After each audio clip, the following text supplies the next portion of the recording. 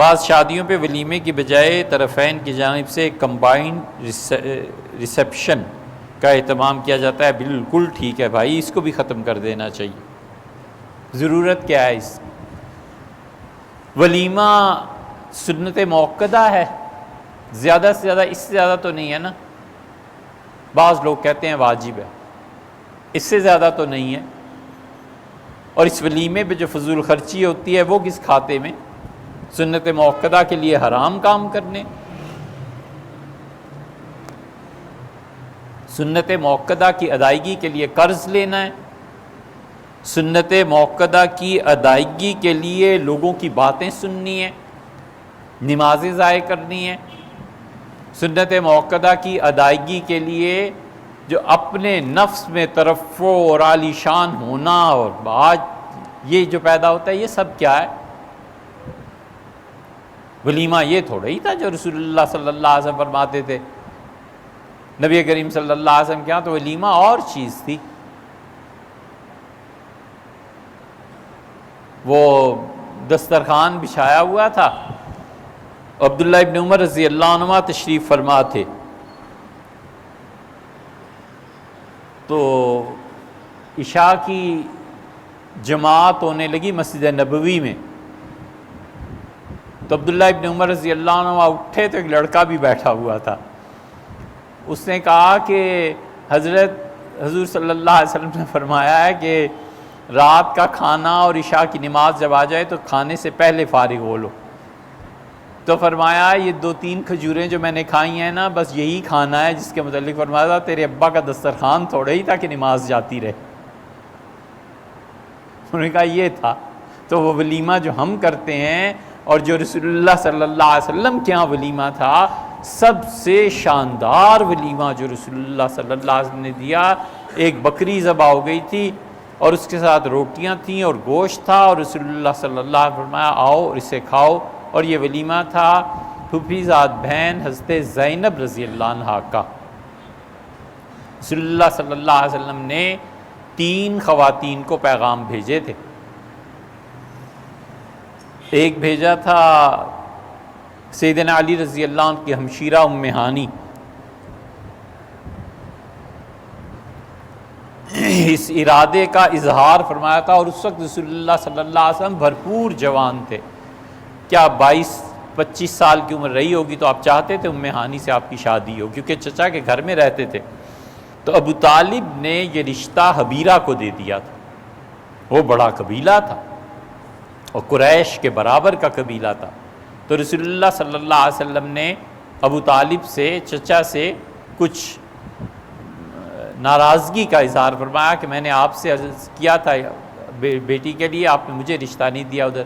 تو انہوں نے کہا کیا کریں بھتیجے، ہمیں اس دنیا میں رہنا ہے، میں نے انہیں اپنا سمدھی چنا ہے، ہمیں ان قبائل کے درمیان بہت سی چیزیں سوچنی پڑتی ہیں۔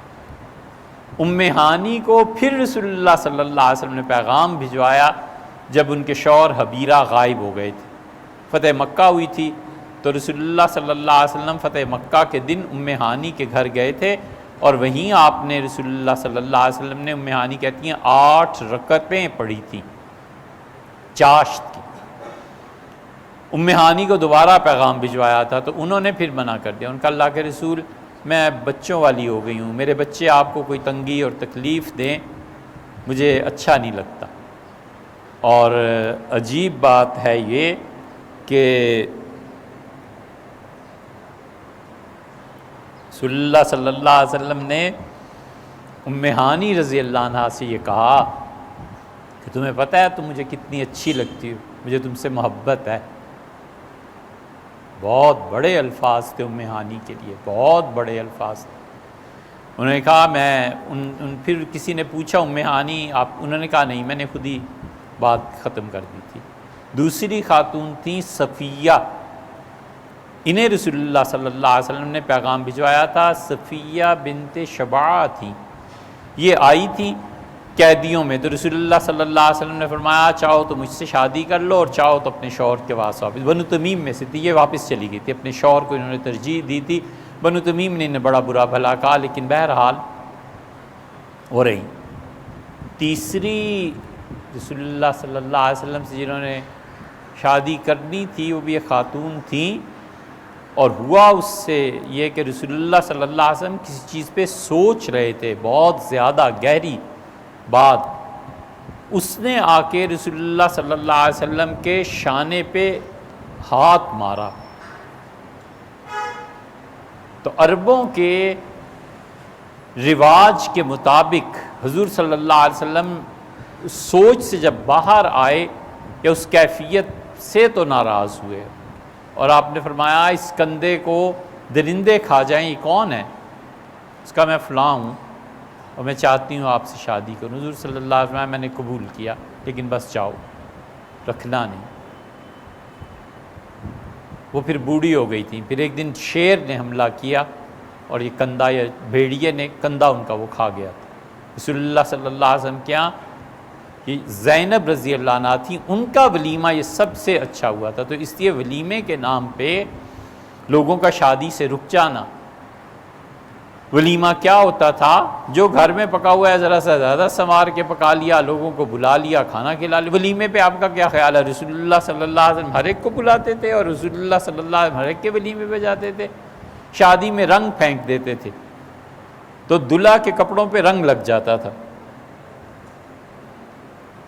عبد الرحمن ابن عوف رضی اللہ عنہ شادی کر کے آئے ہیں، رنگ کو دیکھ کے رسول اللہ صلی اللہ علیہ وسلم کو اندازہ ہوا، اور آپ نے عبد الرحمن شادی کی؟ انہوں نے کہا جی اللہ کے رسول کل رات۔ آپ نے فرمایا اچھا تو پھر ولیمہ کرنا، اگرچہ ایک چھوٹی بکری کا کیوں نہ ہو۔ یہی ہوتا تھا۔ سیدنا علی رضی اللہ عنہ نے کیا ولیمہ کیا تھا حضرت فاطمہ رضی اللہ عنہ کے متعلق؟ ایسے ہی بس کھانا پینا تھوڑا بہت ہوتا تھا، جو گھر میں تھا حاضر کر دیا، یہی تھا۔ یہ جو ولیمے ہمارے ہاں ہوتے ہیں اور خاص طور پہ جو قرض لے کے کیے جاتے ہیں، بالکل نہیں کرنے چاہیے۔